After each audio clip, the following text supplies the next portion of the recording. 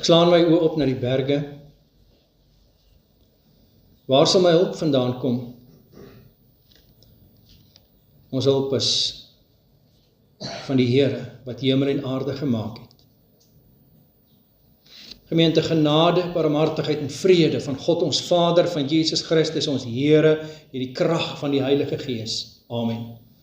Geliefdes, kom ons loof die Here, ons sing Psalm 28. En Psalm 28 is 'n psalm wat ons nie baie sing nie, want ons ken nie die melodie goed nie, maar ons sing hom vandag op die alternatiewe melodie. Ons sing vers 1. Ek roep U aan, o Heer, ek roep U aan, o Here, hoor, verleen my bystand, neig U oor. As U bly swyg, dan word ek soos een wat in die grafkuil stort. En dan hierdie pragtige vers 6. Geloofd sy God, hy het sy oor geneig en weer my stem gehoor, my sterkte en my hulp is hy, 'n skild, my altyd dig naby. En dan vers 8. Verlos ons uit benoudheid, Heer, en skenk U bondsvolk altyd weer. Wees al 'n herder vir altyd en dra hul tot in ewigheid. Pragtig, né? Vers 1, vers 6 en vers 8, Psalm 28.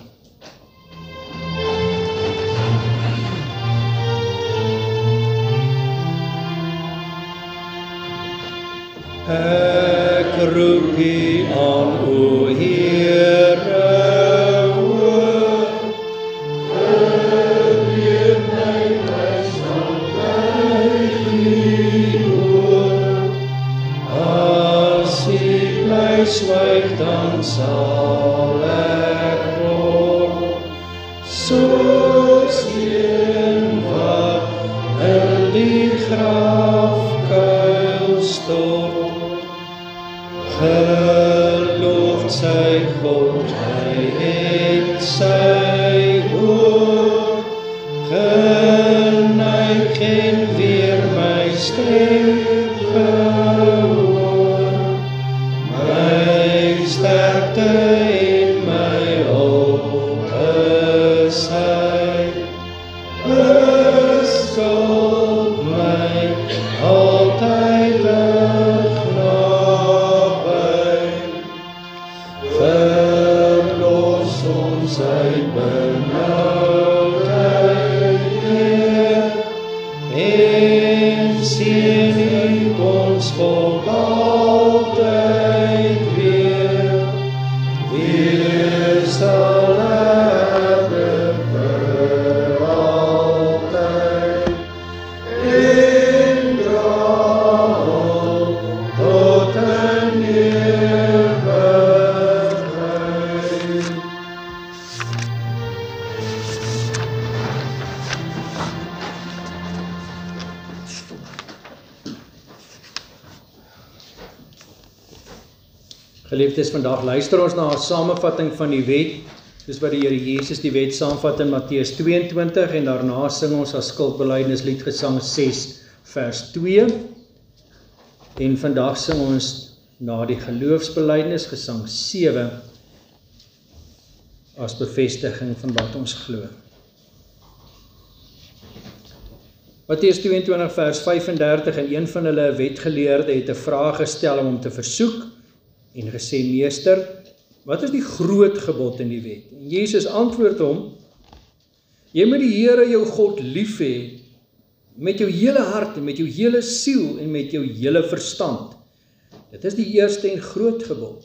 En die tweede wat hiermee gelyk staan, jy moet jou naaste lief hê soos jouself. Aan hierdie twee gebooie hang die hele wet en die profete.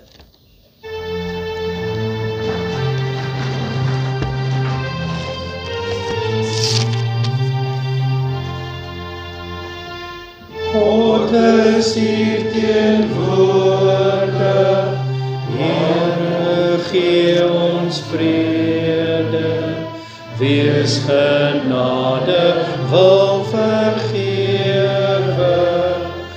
Ons is swak en sondig, maar ons lied verkondig. U is die bron van alle lewe. U is Heer, Heer, lei ons al ons dae na U welbehae.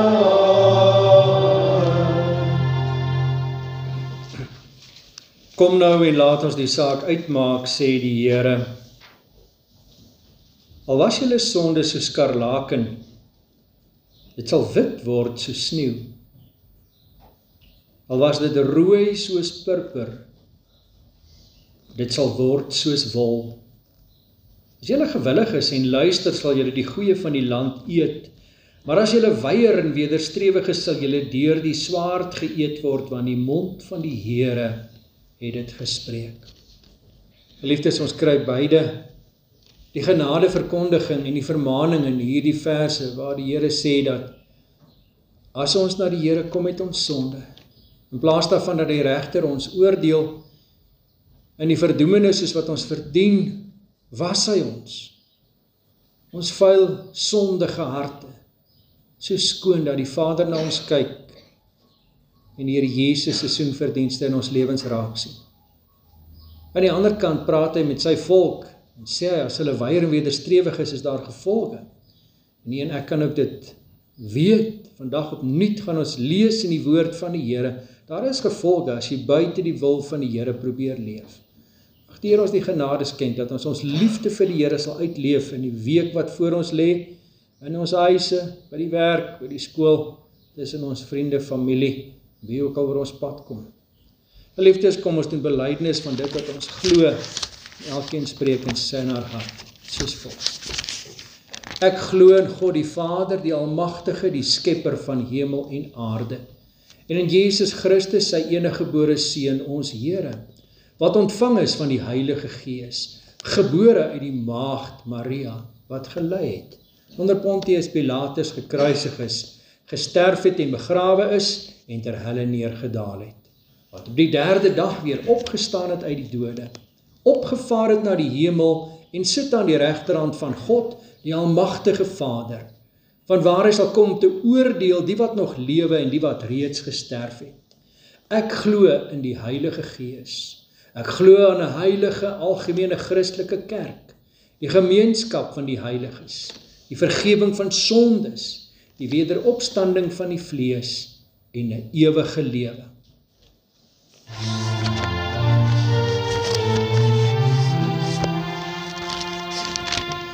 Halleluja, ewig dank en ere, wys sy krag, aanbidding, lof, word U hier soos in die hemel, Here, toegebring uit aardse stof, hou ons in U liefde troue Vader, Seun van God, verleen ons U genade, U gemeenskap, Gees van God, ja, dit is ons blye lot.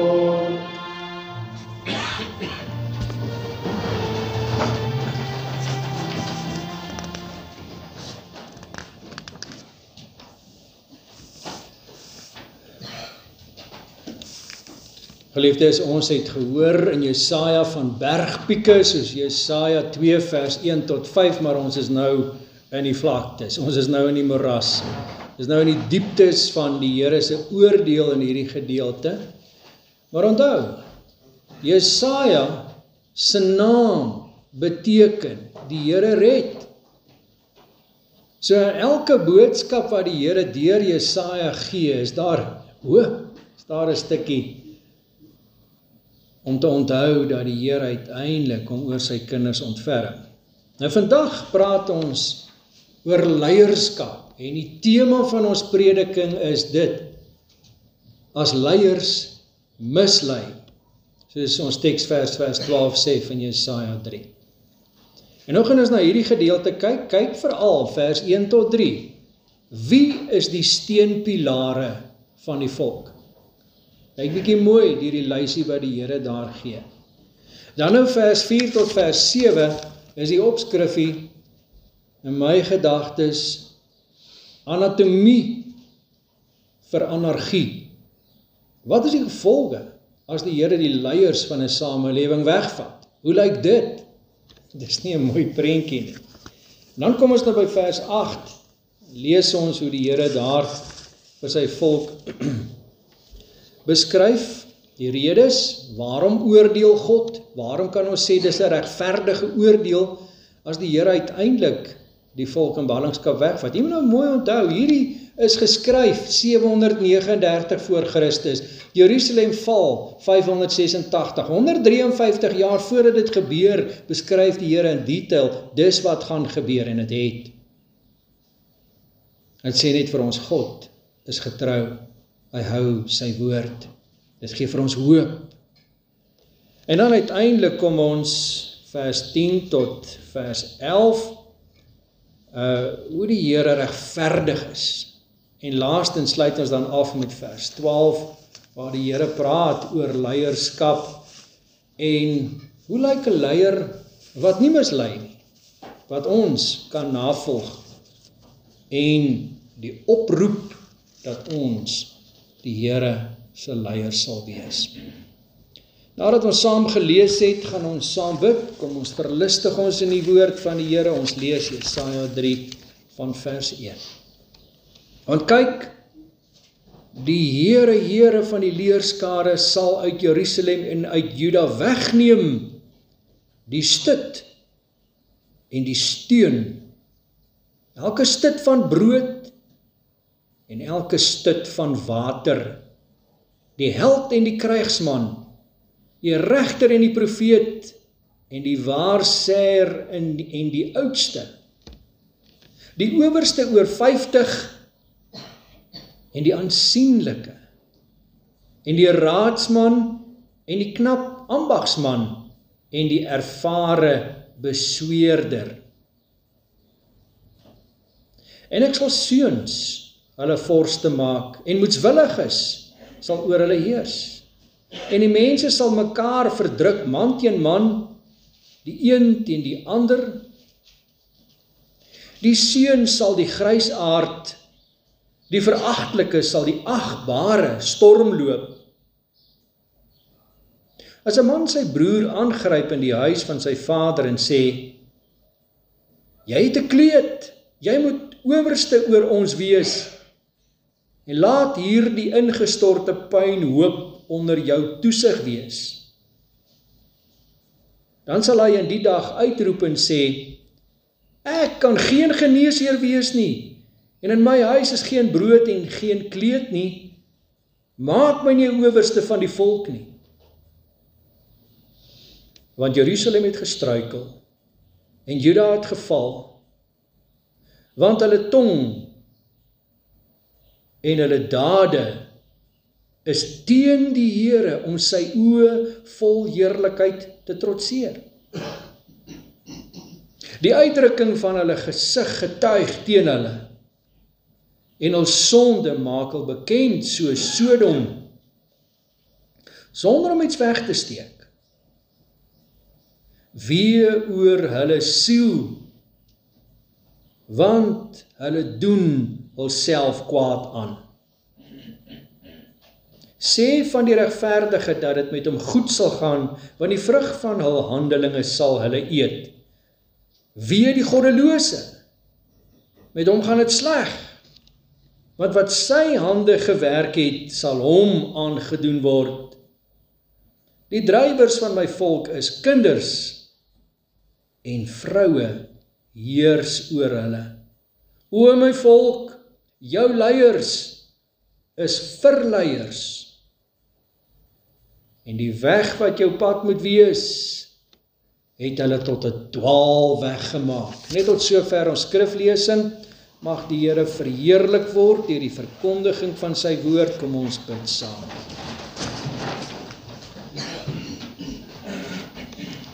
Wonderlike Hemelse Vader, U het tot ons gespreek, ons buig voor U. Ons dank U, o Vader, dat ons lofliedere kan sing, dat ons harte juig voor U, dat ons met dankbaarheid kan saamkom in hierdie plek van aanbidding, om U te verheerlik. Dat ons in 'n besige week, wat voor ons lê, dit kan begin in U huis. Dat U met elkeen van ons 'n afspraak het, en dat U woord vir ons oopbreek deur die Heilige Gees, dat ons dit kan eet en kan verteer, en 'n deel word van ons menswees, en ons manier van dink en praat en optree. Wil U gee, Here, dat ons woorde deurspek sal wees met die waarhede van die woord. Dat ons met mense in hierdie week na hulle kan kyk met die genadige oë waarmee U na ons kyk. Here, dat ons optrede salf sal wees in die wonde waarmee mense in hulle sonde hulself deurboor. Here, help ons om ons eie harte te deursoek, waar ons op 'n verkeerde pad is. Here, bring ons op die ewige weg. Toets ons harte, Here, soos Dawid in Psalm 139 dit stel in vers 23. Toets my. Kyk, daar by my 'n weg van smarte is, en lei my op die ewige weg. Here, ons dink in hierdie tyd in die besonder aan ons lidmate wat beproewings beleef, ons dink aan hulle in die hospitaal, hulle wat kankerbehandeling kry, hulle, Here, wat pyn het, hulle wat beskryf word in Jesaja 42 met die woorde van die geknakte riet en die dowwe lampet, en ons almal voel soms so, Here, maar dankie dat U nie daardie riet breek of die lampet uitdoof nie, en die genade ontferm U. En ons gebed is ontferm U oor die kinders. Ons dink aan hulle, Here, wat bekommerd is. Ons dink aan hulle, Here, wat hartseer is, hulle wat rou. Ons dink aan hulle, Here, wat onseker is.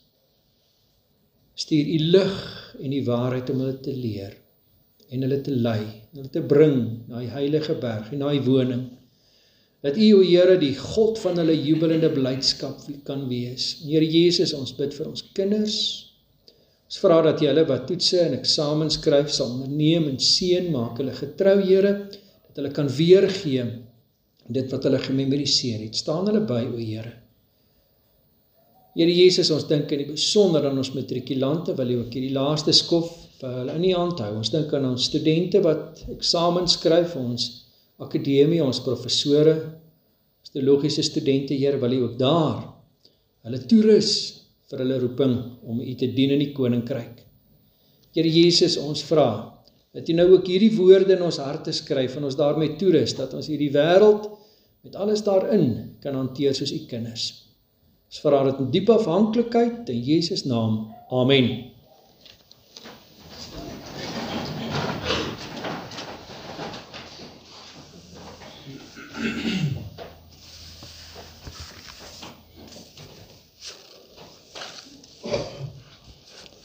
Geliefdes in ons Here Jesus, die vraag wat hierdie gedeelte ons vra, as jy 'n leier moet kies, wat is die kriteria wat jy aan die dag lê? Waaraan moet 'n leier voldoen? As jy die verantwoordelikheid van leierskap op jou skouer neem, wat is die dinge wat jy weet in plek moet wees in jou lewe, sodat jy 'n goeie leier kan wees, 'n God verheerlikende leier kan wees? Ons het al gesien, wat is die impak daarvan as dinge skeefloop? Ek dink aan boek en films soos Lord of the Flies, waar 'n klomp seentjies op 'n eiland probeer leiertjies wees en op die einde mekaar doodmaak. Skrikwekkend, maar iets daarvan sien ons in hierdie gedeelte in die woord van die Here wat weerspieël word. Leiers wat mislei. En dit is, ons kan baie maklik vingers wys en sê, ja, in Suid-Afrika beleef ons iets daarvan, maar die vraag is, kom ek my roeping na as God se leier in my huis, in my kring, in my invloedsveld? Want vandag het ons nie net leiers wat presidente is van state en lande, of mense wat militêre mag het, of mense wat die leierskorps van 'n maatskappy is nie.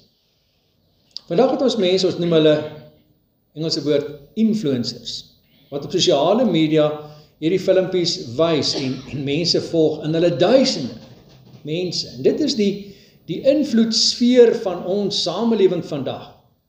Influencers wat mense van invloed, ons jong mense lei en ook almal in ons samelewing beïnvloed op 'n manier. En mense kry soms lag as jy sien wat die ouens se manier van dink en optree en doen is, maar duisende mense volg hulle. Ons het maar iets daarvan beleef nou met die debakel met Dani Botha se uitsprake van hoeveel mense het hom gevolg en op dieselfde dwaalspoor beland as hy.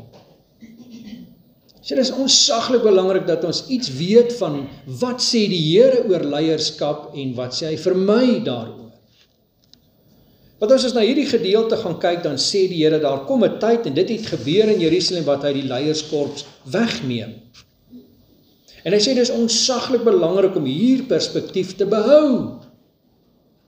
Want kyk hoe beskryf hy, dit is onsaglik belangrik dat hulle weet wie praat. En kyk hoe noem hy homself in vers 1, die twee woorde, die Here, Here, die een met die klein lettertjies en dan die een met die hoofletters.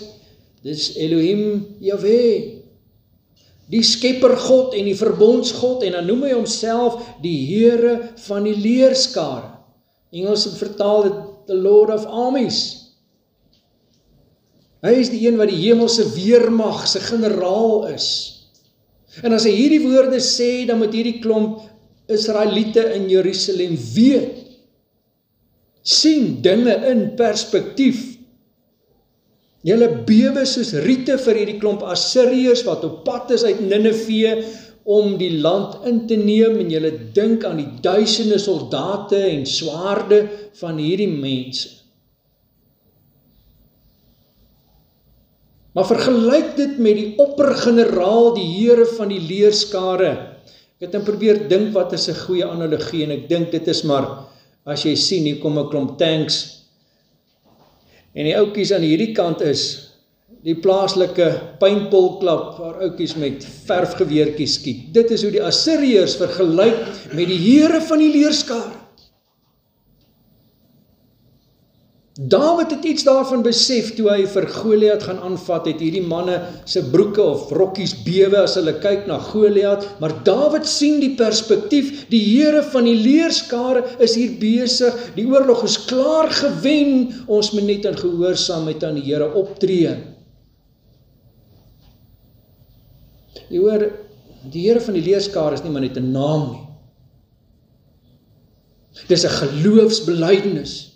Dis dat jy weet, God is almagtig, geen aardse mag, hoe groot ook, is dan 'n kans teen die almagtige. En dit bring dinge in perspektief wanneer jy in koning Agas se skoene of sandaaltjies staan. Want hy het plannetjies.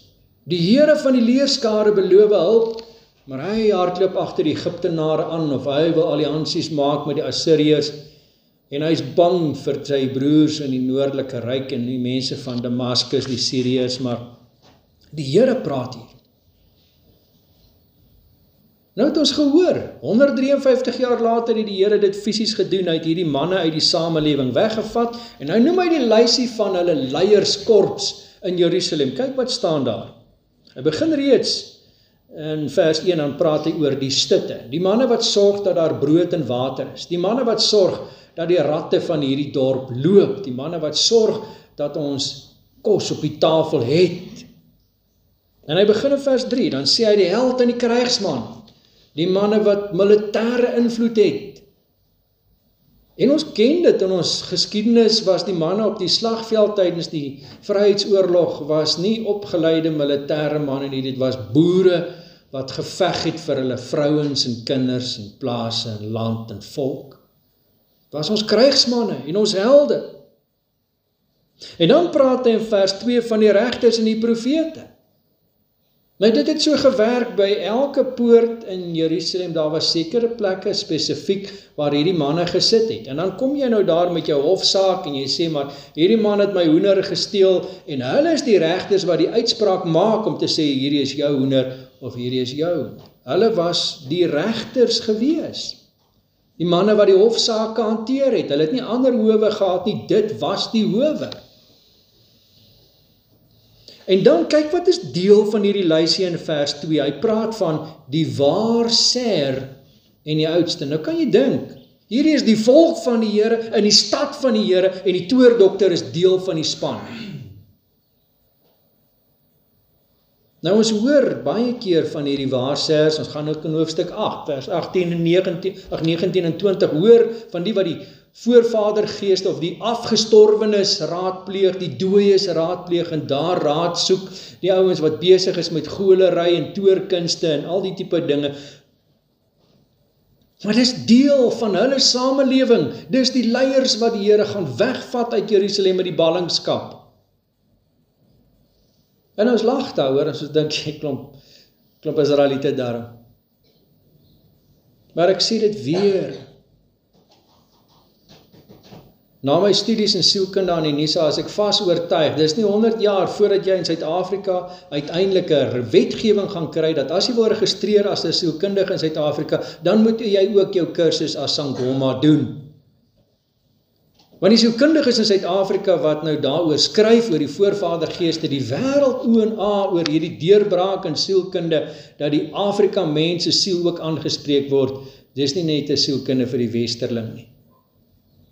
En dis wat ons op pad is. Maar dis reeds 'n impak op ons samelewing. As ons gaan kyk wie is die leiers, dan moet die werkgewer mooi luister as die brief van die Sangoma kom wat sê, die man dink daarom te veel in 'n week, jy moet hom 'n bietjie afgee.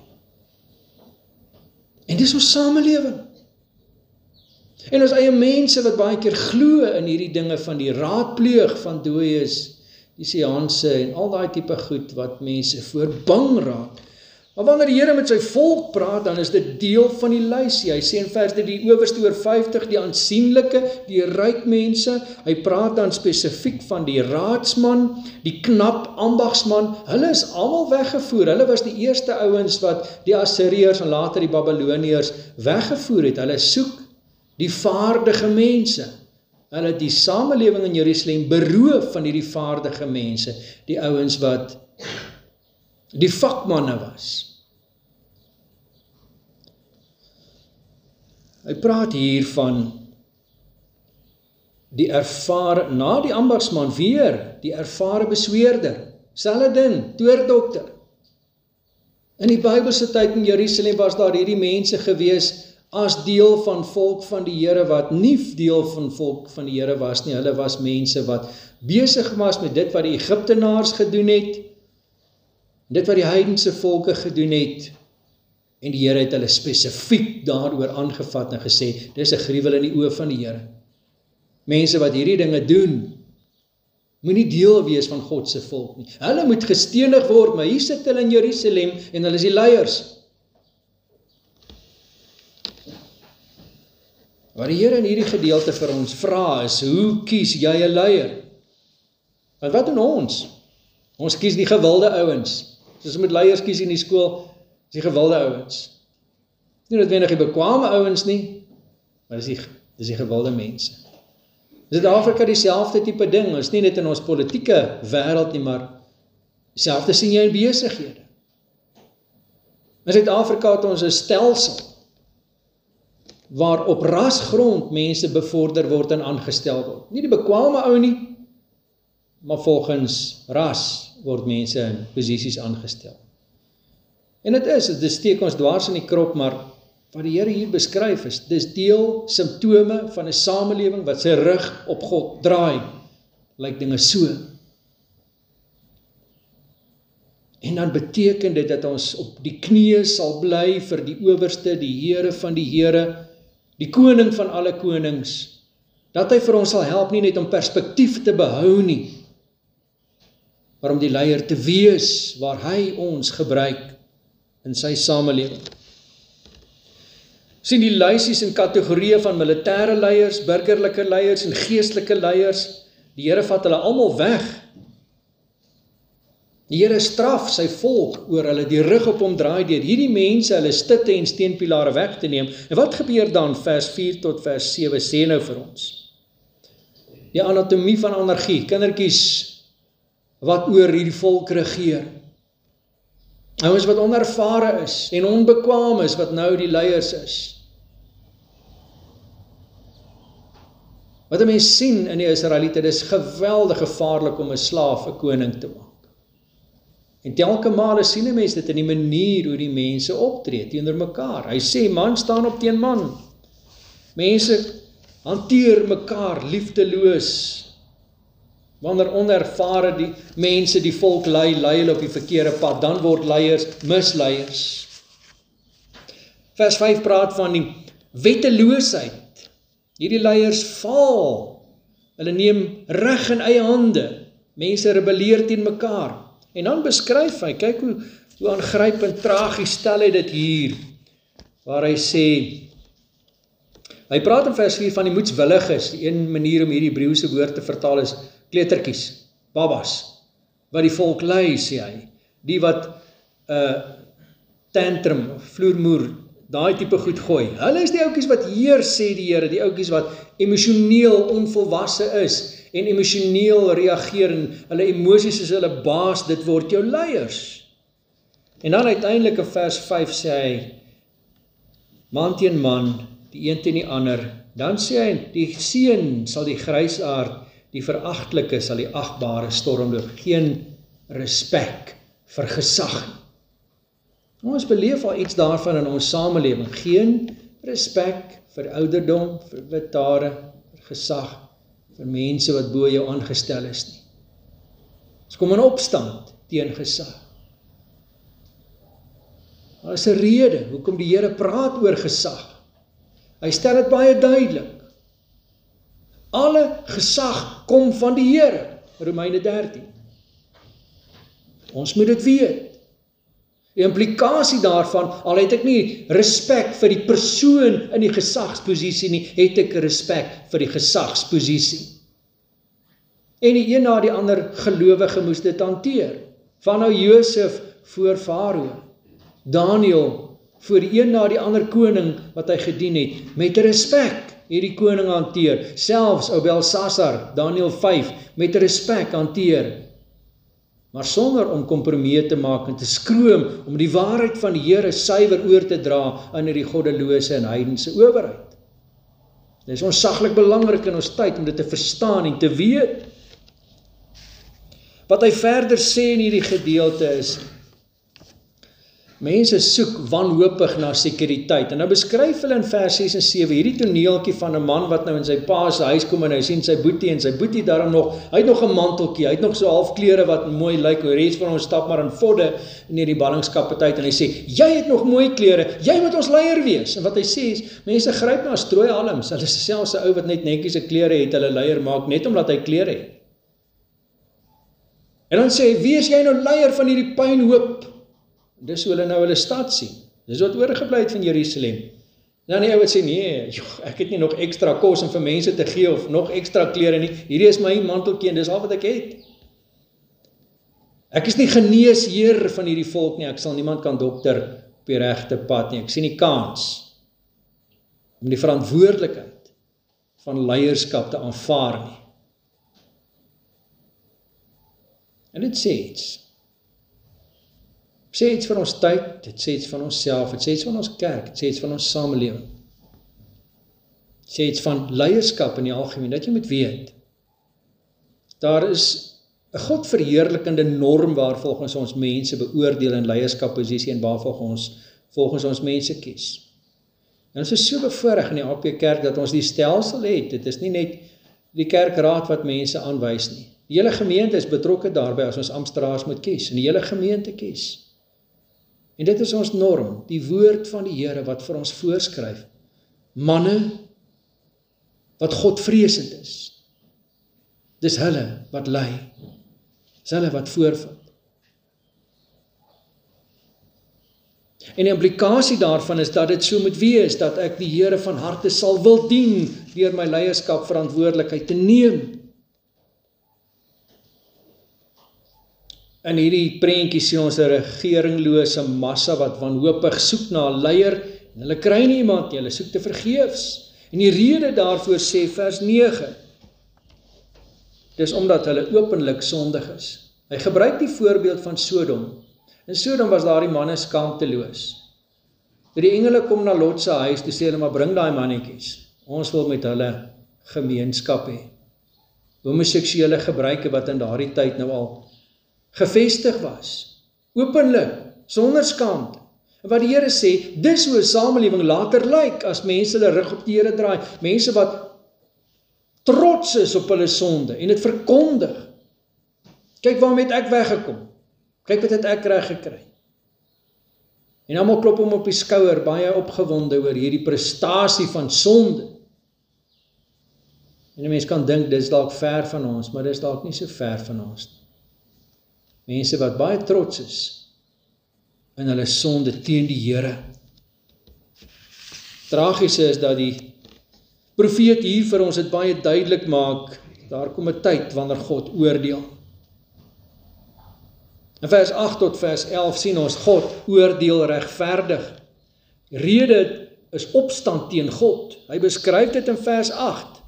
Jerusalem het gestruikel, Juda het geval met hulle tong en hulle dade. Nou dis die twee belangrike goed, met hulle tong en met hulle dade teen die Here. En dan staan daar, om sy oë vol heerlikheid te trotseer. Ja, die Here is die Almagtige, vol heerlikheid, maar ek wil my heerlikheid, is vir my belangriker as sy heerlikheid. Dit gaan oor my. Oor die woorde sê die Here Jesus self in Matteus 12, hy sê, maar ek sê vir julle, dat elke ydelle woord wat die mens praat, daarvan moet hy rekenskap gee in die oordeelsdag. Want uit jou woorde sal jy geregverdig word en uit jou woorde veroordeel word. So wat uit die mond uitgaan, is ontsaglik belangrik. En dan verduidelik die Here Jesus in Markus 7, waar dit eintlik vandaan kom. Hy sê, want van binne uit die hart van die mens kom slegte gedagtes. Nou dis die eerste en belangrikste ding wat die Here sê. As hierdie slegte gedagtes in my hart lewe, dan is die res van die lysie, ekskuus, is die paperypap. Dis onvervang. Kan nie my hoor nie. Goed, ons gaan aan. Egbreek, hoerery, moord, diewery, hebsug, boosheid, bedrog, losbandigheid, afguns, lastering, hoogmoed, dwaasheid. Al hierdie dinge, al hierdie booshede kom van binne uit en maak die mens onrein. So die simptome wat 'n mens sien in mense se optrede en sondige dade kom uit 'n hart wat vrot is. Ons sien dit in ons samelewing. Daai wat sê meer vir jou verloor, kom uit 'n hart. Ek moet dit in myself sien. As ek goed sê waaroor ek later moet jammer sê, kom uit 'n hart wat nie op God gerig is en hom verheerlik. Wat Jesaja hier beskryf is simptome van 'n volk wie se hart God nie dien nie. Dis waar dinge skeef loop. En dan sê in vers 10 en 11, onthou, die Here is absoluut regverdig in wat hy doen. Hy sê die regverdiges kry die vrugte van hulle dade en selfde met die goddeloses, daar wag ellende vir hulle. Paulus beskryf dit in Galasiërs 6, moenie dwaal nie, God laat hom nie bespot nie, want net wat die mens saai, dit sal hy ook maai. Hy wat in die vlees saai, sal uit die vlees verderf maai, maar hy wat in die gees saai, sal uit die gees die ewige lewe maai. Die wonderlike is, kinders van die Here kry nie regtig wat hulle verdien nie. Want selfs my sonde het Jesus aan die kruis die rekening betaal. Dit wat ek verdien, het hy op hom geneem, sodat ek vry kan wees om hom te dien en lief te hê. Maar God oordeel regverdig, daar is geen sonde wat ongestraf bly nie. Dit beskryf die Here in Exodus vir Moses, wanneer hy sê, God is genadig en barmhartig, lankmoedig en groot van goedertierenheid, wat die sonde vergeef, maar nooit ongestraf laat bly nie. Ons moet dit weet, God straf elke sonde. Mense kry wat hulle verdien. Daarom moet ek saai in die gees. Iemand sê, as jy wind saai, sal jy 'n storm maai. Wat plant jy met jou woorde? Wat plant jy met jou gedagtes? Wat plant jy met jou optrede, met jou oë, met jou gesindheid teenoor mense? Want daar kom 'n oes, daar is gevolge vir jou keuses. Maar nou kom hy by leierskap en hy sluit af in vers 12 en hy sê dit, die rywers van my volk is kinders en vroue heers oor hulle. In daardie tyd was dit 'n skande. Vandag se tyd het ons vroue presidente en dit is vir ons deel van ons samelewing, niks snaaks nie. Maar in die Bybelse tyd was dit 'n absolute skande. Dat die manne wat moet leiding vat, nie daar is nie. Selfs in die tyd van Deborah, wat as profetes deur die koning gevra is, gaan nie hierdie oorlog aanpak as jy nie by is nie. Dit was 'n skande. Dat hy so bangbroek was dat hy 'n vrou moet saamneem. Wat die Here hier sê is, daar gaan 'n tyd van groot skande vir my volk lê, selfs wat hulle leierskap betref. En hy gaan verder, hy sê, maar daar kom 'n leier, en hy beskryf dit in die volgende gedeeltes wat ons gaan lees, veral in hoofstuk 4 en verder, in hoofstuk 5, hoofstuk 7, hoofstuk 11, hoofstuk 9, die Messias wat op pad is, die spruit uit die stomp van Isaai.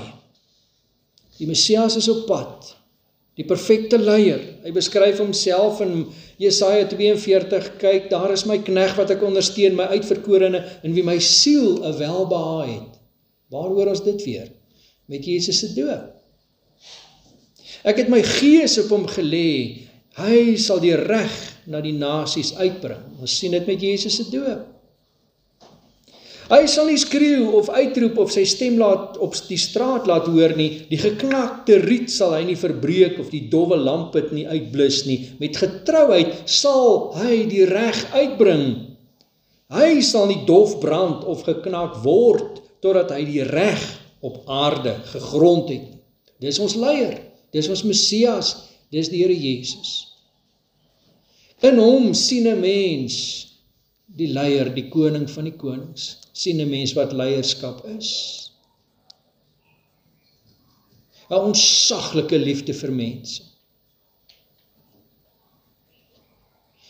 'n Sagmoedige mens, wat nie skroom om die kerkleiers van sy tyd aan te vat, wanneer hulle die eer van sy vader aantas met 'n sweep uit die tempel te jaag, as hulle die eer van die Here aantas. En die vraag is, wat maak jou kwaad, en wat maak jou bly, en wat is jou prioriteite? Dis wat die Here Jesus wys in sy leierskap, dis hoe hy optree. Hy beskerm mense, hy maak mense gesond, hy gee vir hulle lewe, hy gee vir hulle hoop. Wat doen ek en jy in ons leierskap? Jesus is ons hoop, hy is die leier van die kerk, hy is die hoof van sy kerk, sê ons in Efesiërs 4, ons glo dit, ons weet dit, ons bely dit. En dan kom dit na jou en my. Wat Jesaja hier vir ons teken is, die teendeel van ware leierskap, maar dat die Here ook in jou en my lewe verantwoordelikheid gee, dit sê die Bybel ook. Iemand het op 'n stadium dit so gesê van die kerk. Dit wat jy sien, foute in die kerk, dis jou roeping. Die Here vra van ons om op te staan in hierdie tyd en diegene te wees wat leiding neem. Nie omdat ons besondere mense is, of omdat ons self wil laat ag nie, maar omdat die Here ons toerus en die vaardighede gee en die roeping gee om in sy koninkryk diegene te wees wat sê, daar is die lig. Dit gaan nie oor selfvertrou nie, dit gaan oor godsvertrou, dit gaan oor 'n Dawid wat bereid is om die klippies te gaan optel en die werk in gehoorsaamheid te doen wat gedoen moet word, wanneer iemand die heilige volk en weermag van die Here vervloek. Dawid het soos Martin Luther gevoel, hier staan ek kan nie anders nie. Ek moet optree in gehoorsaamheid aan die Here. Mag iets daarvan leef in die harte van elke kerkeraadslid, in die harte van u as leier by ons vroue aksie.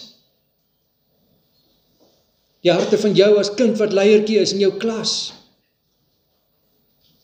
Hier staan ek, want ek moet die Here verheerlik, moet vir mense wys hoe Jesus gedien moet word en help.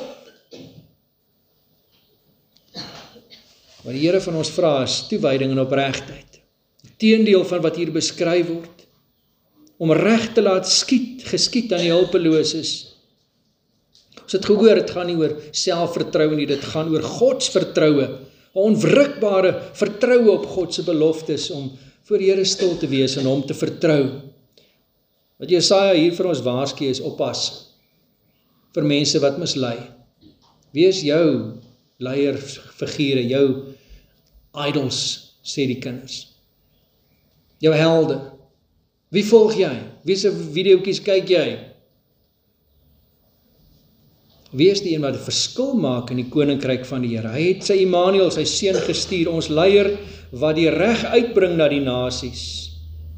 Ek en jy as Christen is deel van die oorblyfsel. Deur die bloed van Jesus gereinig en geroep om in hierdie wêreld wat donker is, lig van die evangelie te laat skyn. En hierdie wêreld wat geen hoop het nie, die hoop te verkondig in die Here Jesus. Die hand te wees wat mense optel en uittrek uit die gemors. Die een te wees wat met genade kyk, wat met liefde mense aanskou. Mag die Here ons daarvoor toerus. Amen. Kom ons bid saam. Here, ons leef in 'n tyd waar ons so maklik, soos die massa sê, ek stel nie belang nie, ek wil nie betrokke raak nie. Here, U het betrokke geraak. U het mens geword. U het op aarde kom loop, op ons vuile aarde. U het die verwerping van mense ervaar. U het die vervloeking ervaar van sondaar mense. U het die houe gevoel. U het die veragting in mense se oë gesien, vir wie U kom red het. U het gekom as die enigste volmaakte. En U is totaal verwerp en doodgemaak. Here Jesus, ons is oneindig dankbaar vir dit wat U kom doen het. Wat U vir ons kom wys het. Help ons om op te staan en die verantwoordelikheid te neem, Here. Ons kyk na ons samelewing en ons sien 'n prentjie van Suid-Afrika vandag en dit wat U hier beskryf. Here, wil U gee dat ons in hierdie tyd meer as ooit tevore sal sterk staan in die beginsels van U woord, gehoorsaam sal wees in die uitvoering van ons taak, dat ons diegene sal wees wat verantwoordelikheid neem, nie net wanneer dinge goed gaan nie, maar ook wanneer daar skade is. Dis hier is ek, dat ons soos 'n Daniël sal leer om vir ons volk te bid en in te tree in gebed en te sê ek en my volk het gesondig. Here, ons kyk na ons volk en ons ween oor die dwaalweg waarop ons is. Ons kyk na ons kerke, Here, en ons is bekommerd. En ons gebed is, Here, ontferm U oor ons, gee ons die lig en die waarheid van U woord, dat ons dit sal navolg, en dat U die God van ons jubelende blydskap sal wees. Ontferm U, Here, wees ons genadig, in Jesus naam, amen. U het geleentheid om die liefdesgawes te gee. Psalm 41 vers 1, loof die Here al wat lewe, wil hom dank en hulde bring, hy het al ons skuld vergewe, ons 'n nuwe lied laat sing, wat daarop volg die refrein, dan ook vers 2, loof hom wat in groot genade ons deur eeue heen behou, loof hom vir sy reddingsdade, vas kan ons op hom vertrou. Dan die refrein in vers 3, soos 'n vader sorg vir kinders, sorg die Heer vir wie hom vrees, hy vergewe al oortredings en berei 'n vreugdefees. Jy hoor beruiming van Psalm 103 wat ons ken en lief het. Kom ons sing dit, vers 1, 2 en 3, gesang 41, kom ons staan en loof die Here.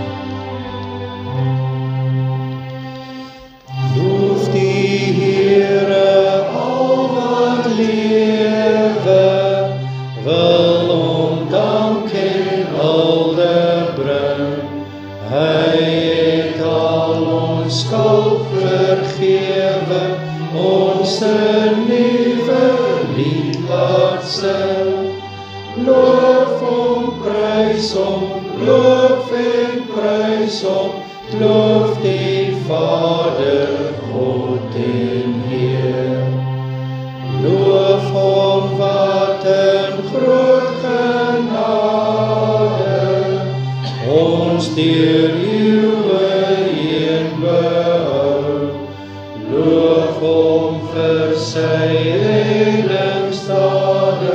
Vas kan ons op hom vertrou.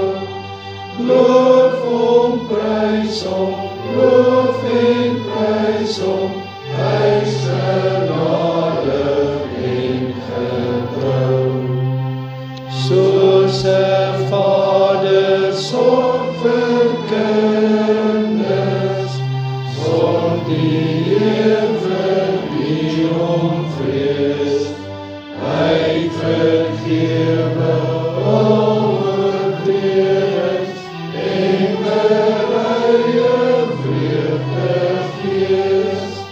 Loof hom, prys hom, loof en prys hom, laat ons hom gehoorsaam wees. Ons herinner u na ons bidstonde, bly net 'n oomblik sit na die seën, ontvang nou die seën van die Here en gaan in sy vrede. Die genade van die Here Jesus Christus, die liefde van God en die gemeenskap van die Heilige Gees, sy met julle almal. Amen.